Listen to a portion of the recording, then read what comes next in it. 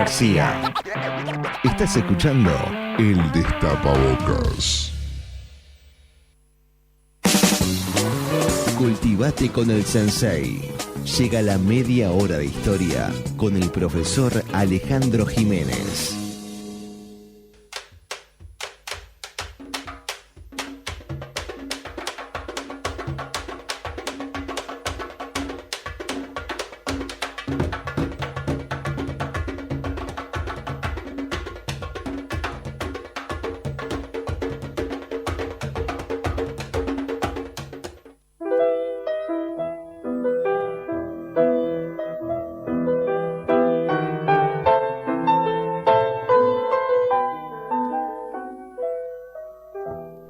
Once y 41 de la mañana y ya tenemos al profe Alejandro Jiménez para hablar de lo que podemos encontrar en el underground de la ciudad vieja montevideana. Modernidad. ¿Cómo andan? Estamos escuchando música colonial. Bienvenido. Candombe, minué, el pericón, después viene el vals también, todas músicas, algunas europeas, otras de acá, ¿no? Venía de África, caso del candombe. Bueno, pero más que nada, hoy la idea era hablar porque en estos días salió en el diario El País incluso una nota sobre otro resto, porque tú, Mariano, hoy temprano hablaste de los primeros de Artigas, ahí en la esquina esa de Colón y Cerrito, ¿era, no? Ahí está. Ahora hay otro que es Rincón y Zabala. Es un va. viejo estacionamiento del Museo Histórico Nacional en donde hace 30 años paro el auto y del cual me voy a quedar sin él en poco tiempo. Y lo usa también el Ministerio de Vivienda, que está al lado, ¿no? Y que dio un poco bastante que hablar en el sentido de lo que se ha encontrado. Pero también hoy, desde esta columna de historia, no nos vamos a quedar en lo que se encontró. Vamos a hablar del personaje. Porque el personaje es desopilante verdaderamente. No lo conocía. A ver. Nunca supe esa casa de quién era cuando o sea, nunca se me ocurrió esa cosa en casa de Herrero, ¿no? Porque paraba ahí y nunca averigüé esto de quién fue. Mira. Bueno, eso es era de una familia de un señor, Juan de Achúcarro. Ojo, nada que ver con Chucarro. Ahí va. Con Alejandro Chucarro. Y la pronunciación, de acuerdo a un genealogista que es Ricardo Goldaracena, que a quien conocí, y que ha investigado sobre este apellido, dice Achúcarro. En definitiva, o sea, Juan de Achúcarro tiene además una historia novelesca, era vasco, era de la camada de los vascos que llegan a Montevideo en la época colonial, el más importante es Zabala, el fundador. Zabala, Alzáibar, Viana, Achúcarro, eran todos vascos, comerciantes de origen vasco, que son los que generan la fundación de Montevideo. Zabala desde Buenos Aires, de donde era gobernador, ¿no? Y Achúcarro llega a Montevideo con 16 años, en 1727. Este dato es controvertido, para algunos llegó 10 años después. En definitiva, a veces pasa con en la genealogía, porque acá se mezcla la historia con la genealogía, ¿no? Y es el cuarto de ese nombre. O sea, vieron ustedes que sobre todas las familias de determinados estamentos sociales se va repitiendo la tradición el nombre. esa del mismo, ¿no? Juan de Achúcarro, el cuarto, es este hombre que llega a Montevideo en 1700, había nacido en 1711. Después están los que quieren mantener la tradición de las iniciales, ¿no? Que acá hemos contado algunos ejemplos, como los Lestido en Uruguay. Ahí está. JC Lestido, Sí. ¿se acuerdan que les conté? Sí. O los Moyo, el esposo de Natalia Oreiro, que tienen que ser MAM de iniciales, M-A Moyo. Sí, no sabía. Claro, eso. por eso le encajó Merlín Atahualpa a ella. Llega a Montevideo, ¿no? Lo trae su primo Alzáibar, se vincula a la congregación de San Francisco, que tenía su iglesia ahí en donde está el Banco República, y además hace la carrera, como quien dice, política, cabildante, representa a Montevideo frente al gobierno de Buenos Aires. No teníamos, en 1744 no teníamos todavía gobernación acá. Va a ser en el 49 y va a ser el primero José Joaquín de Viana, también vasco, ¿no? Y luego hace una carrera a nivel político, teniente general del rey, alcalde de primer voto. En los cuerpos de cabildo había carrera que era alcalde de segundo voto, alcalde de primer voto, era como una especie de carrera que se iba haciendo. Se elegían entre los vecinos, ¿recuerdan? Era el único organismo que tenía representación de criollos y de vecinos de ahí. Un dato importante, tú nos mencionaste Artigas, Mariano, hoy temprano. Artigas es un caso parecido al de Artigas. Se hacen hidalgos acá. ¿Se recuerda que habíamos hablado del caso de Artigas? Que los Artigas no eran puede decirse Hidalgo, que son hijos de algo, eran don nadie en España. Y cuando vienen acá, como parte de las mercedes, de lo que le dan, además de tierras, es el título. Y, Mirá. claro, y este ¿Pero hombre... qué le dieron el título de Hidalgo? claro, le dan el título de Hidalgo, como es hijo de solar conocido, o sea, se le ¿Qué da te daba como un estatus eso? un estatus, es un estamento, es un estatus que lo diferencia del resto, ¿no? O sea, hay que tener en cuenta, en América no había nobleza, no había O sea, una clase alta. Había clase alta, pero no condes, duques, como hay marqueses, como había en España. Y llega también, bueno, es lugarteniente y justicia mayor de la ciudad de San Felipe, y llega a ser vicegobernador, ¿no? Este hombre, ¿no? era muy, muy curioso, porque fue el primer abastecedor de carne de Montevideo, ¿no? O sea, él era, uno dice, es una pavada, esto sí, no, pero en la medida que iba creciendo la ciudad, tenía que ver quién trajera la carne para ser consumida en Montevideo. El primero fue Juan de Achúcarro, ¿no? E instaló el primer molino de viento de la ciudad también. O sea, un hombre muy, muy vinculado a la compra de bienes raíces. ¿Cuál fue el primer molino de viento? ¿Dónde está? Estaba en donde hoy hay una manzana pequeña, allá por donde está el Maciel, en la calle que se conocía como Sostoa, que se conoce como Juan Francisco de Sostoa, que se conoce como Mercado Chico, ¿no? O Mercado Viejo. ¿Ciudad Vieja? La Ciudad Vieja, una manzana chiquita, ¿no? Y que Sostoa era el yerno de este hombre, de Achúcarro. Bueno, y bienes raíces entre los cuales se encuentra esta casa. Bueno, y uno se imagina en esa casa que estaban Rincón y Zavala, o mejor dicho, hay que ver, era la primera, Calle del Gallo, se llamó primero, San Francisco después, y Zavala, esquina Calle Real, San Gabriel, Rincón. O sea, los nombres que tuvo a través de la época esa esquina de Zavala y Rincón, de acuerdo a las distintas nomenclaturas. Y hay un episodio realmente desopilante en 1868, cuando le van a cobrar un dinero, el alférez real le va a cobrar un dinero por una contribución para hacer una fuente en Montevideo, 25 reales. Y le dicen, bueno, mire, venimos a pedirle, o sea, nos imaginamos golpeándole la puerta de la casa, ¿no? Abriendo la puerta, decirle, venimos a pedirle, dice, y lo que más le molestó a este vasco mandón y grosero, dijera Goldaracena, fue que viniera unos funcionarios inferiores a pedirle esa contribución. Y le dijo, pero nos manda el alcalde, me cago en el alcalde. Así, palabras textuales, en el acta del cabildo están. El acta del cabildo dice, puntito. ¿Tá? Pero, o sea, por supuesto que se armó un lío bárbaro porque esto quedó en actas, y fue... llegó un pedido de destitución de este hombre, que era el segundo en la gobernación. Ya existía la gobernación de Montevideo, estaba Agustín de la Rosa como gobernador, ¿no? Y este hombre renuncia, renuncia, pero muere poco después. O sea, muere en junio de 1768, con solo... Estamos hablando, o sea, es del 11 y hasta el 68, 57 años tenía nada más, ¿no? Cuando muere, esa época, obviamente, se moría muy joven, ¿no? O sea, la expectativa de vida era mucho más corta. Ahí hay una cosa muy curiosa, ¿no? Porque mucha gente dice Chucarro, lo confunde con Chucarro. Achúcarro, ¿no? Que es el nombre, o Achúcarro, hay una X en el original vasco, vieron que en el vasco la C es X, ¿no?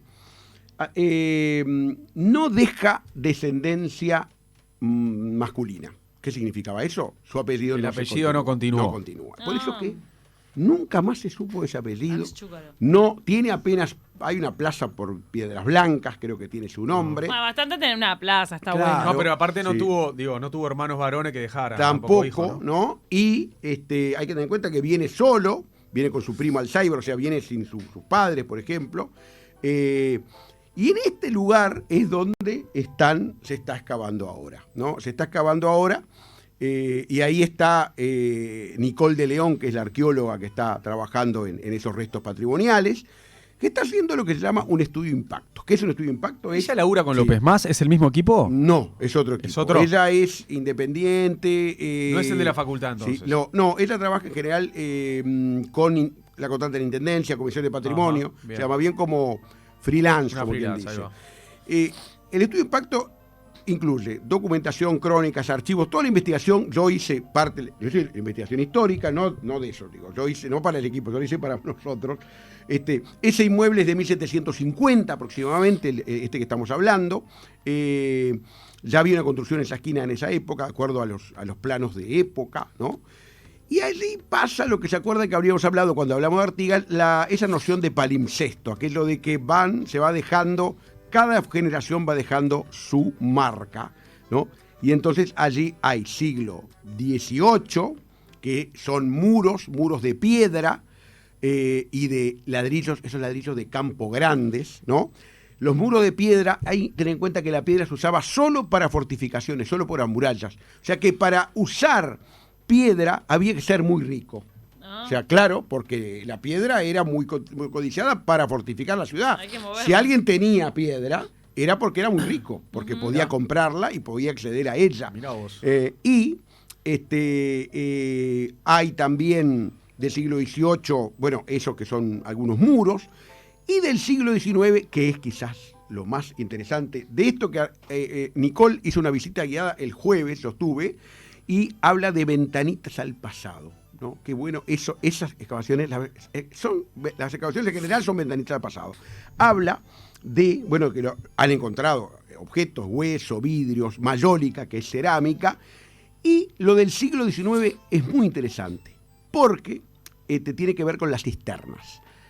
Hay estructura abovedada que se ha encontrado bajo la tierra y que son antiguas cisternas que obtenían el agua por lluvia, ¿no? Y que se le tenía unos orificios para evitar fundamentalmente que el agua se contaminara, o sea, y las casas pudientes, no cualquiera. En ese predio encontraron cuatro cisternas, o sea que sería una por casa. Habría 4 en todo ese predio, 4 casas de gente pudiente que podía construir una cisterna. ¿Todo ese material para dónde va, Alejandro? Mirá, esa es una buena pregunta porque realmente el material que se obtiene, que es vidrio, todo eso, es como pasa a Casa Artigas, eso por supuesto que se fotografía, todo eso queda seguramente.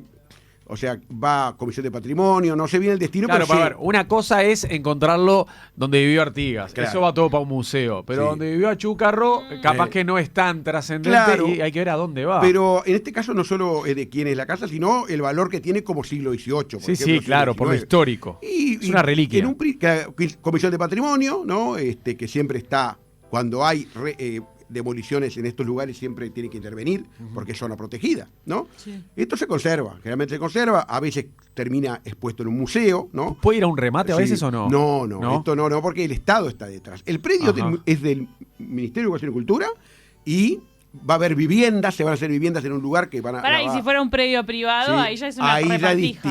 Ahí ya es distinto. Más repartija. Pero, ¿te acordás cuando encontraron los tesoros en la mulata? Sí, claro. Rubén Collado. Collado, que falleció hace poco. Ahí vos lo tenías que dividir con el Estado, viste que había una ley. Exacto. Sí, ahí hubo un acuerdo de miti-miti, creo que fue. Pero en definitiva este rescate, como pregunta recién Mariano, tiene que ver con, o sea, por ejemplo, lo que se trata siempre de preservar una bóveda, ¿no? Yo en mis fotos, en mi Facebook puse en mis redes, fotos de las bóvedas en general, y mucho está destruido, que no se tapa de tierra, pero se hace una gran documentación incluso con 3D. Con tecnología 3D se hace rescate, se excava, se registra, se hace un relevamiento, ¿no? Y se genera una documentación porque eso después queda tapado, evidentemente. A veces en algunos edificios se deja un vidrio, ¿no? En donde se pone una cartelería, bueno, aquí esto es resto de... Acá en la Plaza de Independencia hay del baluarte de San Fernando, hay un que se puede ver con un vidrio un resto de los cimientos de un baluarte de la Ciudadela.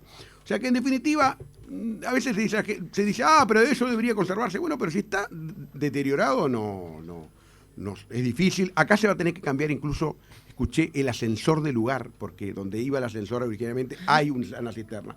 No se puede sacar, hay que taparla, ¿no? Y no sé, eso decidirán qué pasará con el ascensor, lo cambiarán de lugar, ¿no? Pero en definitiva yo creo que lo más importante de esto es la protección de ese bien patrimonial y que sea un bien de uso, porque va a ser ampliación del Museo Histórico a la otra Casa Rivera. Ahí se va a hacer una ampliación con depósitos y sala de exposiciones y del otro lado se va a hacer viviendas. Había patios, se encuentran pisos de patios interiores, se están encontrando. En definitiva, creo que es importante. El proyecto de hacer algo ahí es del año 97, yo estaba en el Museo Histórico, me acuerdo, cuando ya se manejó hacer allí una ampliación, que era solo ampliación, estacionamiento. En este caso se va a hacer viviendas. No se puede hacer estacionamiento subterráneo al haber bóvedas. O sea, no se puede. Y también tenemos que agradecerle también a Nicole de León y a José María López Más porque han iniciado los trabajos para construir el metro de Montevideo, ¿verdad? Las primeras excavaciones. Sí, que hay alguien que pueda hablar mejor de esos temas, de esa situación. No tenemos, ¿no? No, el del metro. No, yo estuve en la serie, pero la serie es de Marco. No. Ay, Marco, que ahora se me fue el apellido. Bueno, en definitiva, vamos a ver que hoy a las 16, última visita, creo que porque se termina, porque evidentemente eso. Hoy a las 4 de la tarde, la última visita guiada que. Rincón y Zavala. Que va a estar ahí la arqueóloga. Exacto, el que quiera ir, que vaya, porque después, dentro de unos días, eso va a ser tierra. O sea, no va a estar más. Mirá. Bueno, Ale, muchas gracias por estos minutos. Interesante. No sé, para el lunes que viene no tengo mucha idea, pero lo que sí digo es que para el 22, previa nostalgia, una gran columna con sorpresas. ¡Opa! Imperdible. ¿Apuntando a la music o nostalgia de otro tipo? A la music. A la music. Y a la music y el look, capaz. Te puedes venir luqueado con una peluca. Con el Sensei va a estar protagonizando algo que se van a matar de risa. Bueno. A Sensei que le gusta bailar y le gusta cantar, ¿eh? No Me digo encanta. más. El creador del Metro de Montevideo es Marco Caltieri. Sí. Antes de irnos, les quiero recomendar. No, pero que me había olvidado el apellido. ¿Sabían que en Betel Spa se pueden capacitar en alguna de las técnicas de belleza más solicitadas del momento? Sí, en Betel Spa como Lois puedes capacitarte en microblending, materiales incluidos, los mejores profesionales y salís pronto para tirarte al mercado laboral. Fíjate, Camila, que vos y yo podemos decir que hemos actuado en cine. O sea, la única que todavía tiene esa asignatura pendiente, pero es una chica joven, es esta compañera María Eugenia García. Porque llamen. Nos faltó ganar premios, ¿verdad? Pero sí estuvimos en cine. Yo estuve nominado a un premio MTV, tú no. Para un poco, bueno, para. No, vos te encanta decir que te es un graffiti, pero yo tengo un graffiti salí por mi actuación en el video de Trotsky. Para toda Latinoamérica salí. Estuve en un documental de Netflix. Perdón, y yo estuve en los cines de Uruguay y Argentina. Yo actué en una película que se llama Misión No Oficial, que es un falso documental hecho por Denny Brejner, que actúa el diputado Gustavo Olmos. Tato Olmos aparece de ropa interior en esa película. ¿Sabías que es comediante el Tato Olmos? Para ponerme esa película tienes que tener la técnica del microblending de Betel Spa, con el seguimiento de los mejores profesionales. Informate en Betel Spa Uruguay, en Facebook o en cualquiera de las vías de comunicación. Betel Spa, única cadena de spa del Uruguay, ahora también te capacita. Ay, me pensé que no habías terminado. Te agrego que la película se llamó Misión No Oficial acá en Uruguay, pero cruzó el Río de la Plata, se pudo ver en salas de Argentina y allá le pusieron un nombre más seductor. Traigan el porro se llamaba. Y esa comedia uruguaya se vio en cines argentinos. Tengo pendiente de verla. No con Gustavo Olmos, con el diputado Gustavo Olmos, que es actor ver. Y que hacía de policía en esa película, hace de policía, y en un momento aparece en ropa interior y haciendo sadomasoquismo. Averigua dónde se puede ver. Nos vamos, será hasta mañana martes. Nos reencontramos nosotros 3 a las 10 de la mañana y vos un poquito más temprano. Sí, te enriquece mucho hacer el programa con nosotros, ¿no, María Eugenia? Ojalá algún día puedas volar como Patricia Sosa, que se aprender a volar. Ojalá algún día me liberes ese vuelo. Por ahora ha sido agarradita como Teletubby en cama velcro ustedes dos. Chau. Gracias, Ale Jiménez. 970 Universal. Somos periodismo, somos fútbol.